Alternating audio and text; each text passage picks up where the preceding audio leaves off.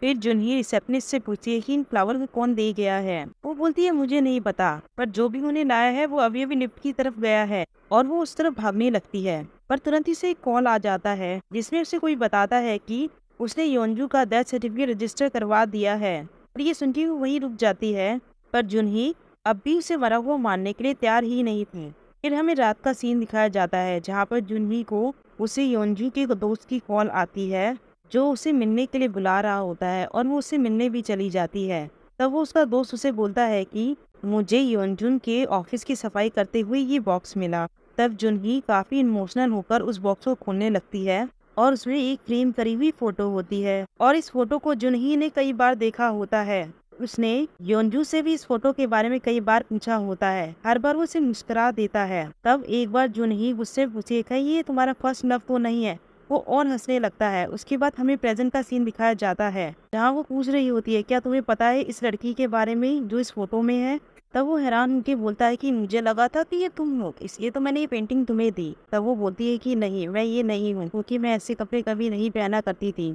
फिर हमें जुनही एक रेस्टोरेंट में दिखाई जाती है जहाँ वो अपनी और योंजू की फोटो देखकर मुस्कुरा रही होती है। उसके बाद वो योंजू की इंस्टा आईडी पर मैसेज करती है। असल में वो ऐसा हमेशा किया करती थी और वो दिन भर की सारी एक्टिविटी उसमें लिखती है, जैसे कि उसने क्या खाया, कौन से दोस्त बनाए, क्या क्या हुआ, मानो कि वो योंजू से ही बातें कर रही हो। उसके बाद वो बोलती है कि देखो कि तुमने कहा था कि तुम मुझे मेरे बर्थडे को कभी अकेला नहीं छोड़ोगे और हर बर्थडे को काफी स्पेशल बनाओगे, पर आज मैं यहाँ अकेली हूँ। तभी उसे एक अनजान इंस्टा आईडी से मैसेज आता है और उस मैसेज में अक्सर में एक फोटो होती है जिसमें 1998 सियोन, मिंजू और इंजू होते हैं। और उस फोटो को देखकर जुनही तो हैरान हो जाती है, ये तो मेरा योंजी है, पर इसके साथ ये लड़की कौन है। तब वो उस आईडी पे दोबारा मैसेज करती है क्या हम मिल सकते हैं। पर अगर सामने से कोई भी रिप्लाई नहीं आता के बाद हमें फिर से 1998 का टाइम दिखाया जाता है। हाँ, टीचर किसी प्रोजेक्ट से रिलेटेड उन्हें ग्रुप बनाने के लिए कहते हैं। अगर मिंजू के साथ तो कोई भी ग्रुप बनाने के लिए तैयार नहीं था, वो बेचारी अकेले ही घूम रही थी।